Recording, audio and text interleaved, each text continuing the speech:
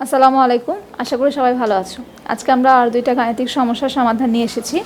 তো প্রথম অঙ্কে আমাদের এখানে বলেছে কপার সালফেটের দ্রবণে 30 মিনিট যাবৎ 0.5 অ্যাম্পিয়ার বিদ্যুৎ প্রবাহ চালনা করলে ক্যাথোডে 0.2964 গ্রাম কপার জমা হয়। কপারের তড়িৎ রাসায়নিক তুল্যাঙ্ক কত হবে? তাহলে আমাদের কোন কোন রাশির মান দেওয়া আছে? প্রথমেই আছে 30 মিনিট, অর্থাৎ সময় স্মল টি এর মান দেওয়া আছে। বিদ্যুৎ প্রবাহ মাত্রা আই এর মান দেওয়া আছে 0.5 অ্যাম্পিয়ার এবং ক্যাথোডের সঞ্চিত পদার্থের ভর ডাব্লিউর মান দেওয়া আছে 0.2964 গ্রাম।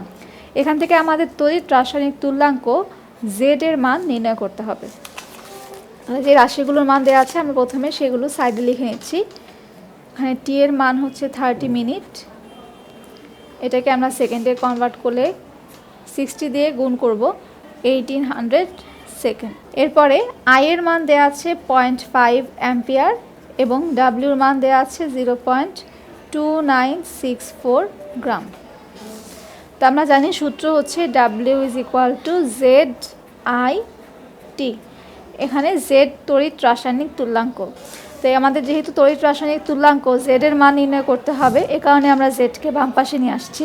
তো জেড ইজ ইকুয়াল টু হবে W divided by I T. আমরা এখন রাশিগুলোর মান বসিয়ে দিচ্ছি। ডাব্লিউর মান 0.2964, আই এর মান 0.5 এবং টি এর মান 1800 সেকেন্ড। তো জেড এর মান 3.293 ইন্টু 10⁻⁻4 গ্রাম পার কুলম। তড়িৎ রাসায়নিক তুল্যাঙ্কের একক গ্রাম পার কুলম। তাহলে এটা হচ্ছে আমাদের প্রথম অঙ্কের সমাধান, অর্থাৎ কপারের তড়িৎ রাসায়নিক তুল্যাঙ্ক 3.2933 ইন্টু 10⁻⁻4 গ্রাম পার কুলম। এখন আমরা দ্বিতীয় অঙ্কটা সলভ করব। দ্বিতীয় অঙ্কে আমাদের বলেছে কপার সালফেট দ্রবণ, অর্থাৎ একই লবণের দ্রবণে 0.25 অ্যাম্পিয়ার বিদ্যুৎ 1 ঘন্টা যাবৎ চালনা করলে 0.295 গ্রাম কপার ক্যাথোডে জমা হয়। কপারের তুল্যাঙ্ক ভর কত? তবে এখানে আমাদের প্রথমে দেওয়া আছে বিদ্যুৎ প্রবাহ আই এর মান, সময় স্মল টি এর মান এবং সঞ্চিত পদার্থের ভর ডাব্লিউর মান। এই মানগুলো ব্যবহার করে আমাদেরকে বলেছে তুল্যাঙ্ক ভর নির্ণয় করতে। তো তুল্যাঙ্ক ভরের আরেক নাম হচ্ছে রাসায়নিক তুল্যাঙ্ক।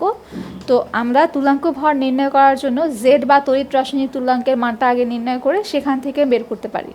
তাহলে যে রাশিগুলোর মান দেওয়া আছে সেগুলো আগে আমরা সাইডে লিখে নিচ্ছি। আই এর মান 0.25 অ্যাম্পিয়ার, টি এর মান 1 আওয়ার, এটাকে আমরা সেকেন্ডে কনভার্ট করার জন্য 60 ইন্টু 60 দিয়ে গুণ করব, 3600 সেকেন্ড। এবং ডাব্লিউর মান দেওয়া আছে 0.295 গ্রাম। তা আমরা জানি সূত্র হচ্ছে W equal to Z I T. তো এখান থেকে আমরা প্রথমে তড়িৎ রাসায়নিক তুল্যাঙ্ক বা জেড এর মান নির্ণয় করব। তো জেড বাম পাশে আসলে সূত্র হবে Z is equal to W divided by I T. তো ডাব্লিউর মান এখানে 0.295 ডিভাইডেড বাই আই এর মান 0.25 এবং টি এর মান 3600। তো এখানে আমরা তড়িৎ রাসায়নিক তুল্যাঙ্ক জেড এর মান পেলাম 3.2778 ইন্টু 10⁻⁻4 গ্রাম পার কুলম। এখন এই যে জেড এর মানটা আমরা পেলাম, এই মান থেকে তুল্যাঙ্ক ভরের মান নির্ণয় করব।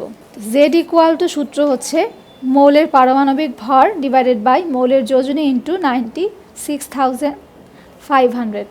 এখন এই যে রাশিটা মৌলের পারমাণবিক ভর ডিভাইডেড বাই যোজনী, অর্থাৎ শুধুমাত্র এতটুকু রাশি, এইটার একটা স্পেশাল নাম আছে, সেটাই হচ্ছে তুল্যাঙ্ক ভর বা তুল্য ভর বা রাসায়নিক তুল্যাঙ্ক।